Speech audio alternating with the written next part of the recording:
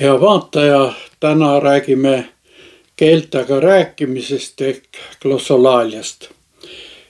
See ei ole teoloogiline käsitlus, vaid isiklikust kogemusest lähtuv mõtisklus.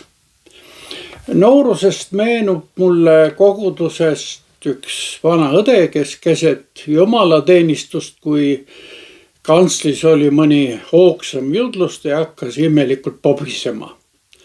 Pärast kuulsin kommentaare. See ei ole küll õige keeltes rääkimine. Kui keegi teenistuse ajal keeltes räägib, siis peaks olema ka keegi, kellele on antud tõlkimise and ja ta ära tõlgib. Ja nii edasi sellised kommentaarid. Igal juhul arvati, et õde on segase vaimulaadiga. Käisin toona ja käin tänini Kaines baptisti koguduses, kus keeltega rääkimist peeti rohkem nelipüülaste asjaks. Kuid ajad muutusid. Soome ja Eesti vahel hakkas käima reisilaev ja sealt jõudis meilegi uusi tuuli. Mäletan üht kodukoosolekut Tallinnas, kus jutlustas keegi nelipüü vend. Jutlus lõppes üleskutsega saada püha vaimuga ristitud. Selle all mõeldi eelkõige keeltega rääkimise kogemust. Palvetati, soovijatele pandi käsi peale, palve läks üha valjemaks ja nõudlikumaks. Lõpuks tuli keegi ka minu juurde, ütles, hakka rääkima, alusta pudi keeles, küll siis tuleb ka päris keel. Tundsin, et see pole see, mida ootasin ja otsisin. Palusin, et Kristuse veri kaitseks mind võõra vaimu eest. Läksin välja ja ütlesin sõbrale, kes mulle oli järgnenud, kui see on ristiusk, siis mina küll kristlane ei ole.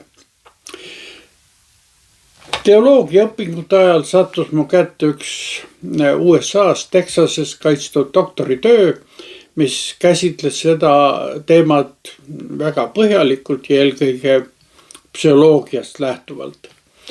Selles täheldati, et keelte rääkimise nähtust võime kohata ka islamis ja budismis, kuid samas ka haiglate intensiivosakondades, kuhu satutakse šokiseisundis.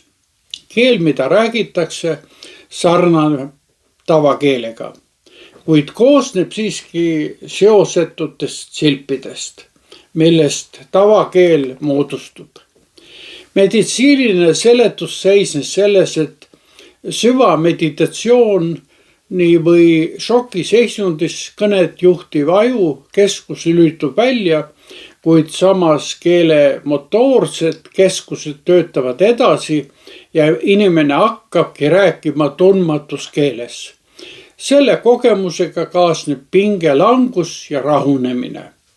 Autor toonitas, et sellise nähtuse sagedane kogemine või ka tahtlik esile kutsumine võib nõrgendada isiksuse tahtelisi omadusi. Selline seletus aitas küll mõndagi inimlikult mõista, kuid ei lahendanud siiski kuidagi selle nähtuse seost püha vaimu tööga. See käsitlus andis siiski vihje, et keeltes rääkimine ei pruugi tingimata alati olla pühast vaimust. Aastad möödusid, lisaks nelipüü liikumisele, kus keeltega rääkimist väga rõhutati, jõudis Eestisse ka karismaatiline liikumine, mis polnud enam nii palju uskonna või kogemuse, kuivõrd just kogemuse põhine. Levisid erinevad piibliõppe materjalid, mis juhtisid tähelepanu keeltega rääkimise vaimuannile ja selle vajadusele.